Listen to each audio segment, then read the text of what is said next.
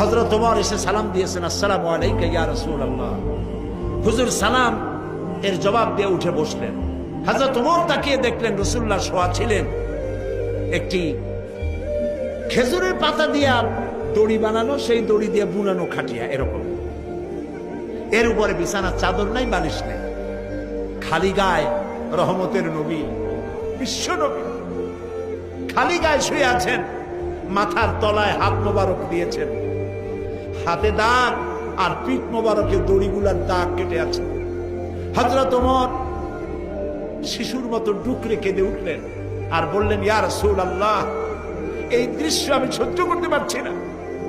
কাফেররা এই পৃথিবীতে এত আরাম করলো, আর বিশ্ব নবী রহমতের নবী পিঠের উপরে দড়ির দাগ, আমার সহ্য হচ্ছে না। ইয়া রাসূলুল্লাহ, আপনি আমাকে অর্ডার করুন, আমি আপনার জন্য একটা তোশক বানাই নিয়ে আসি।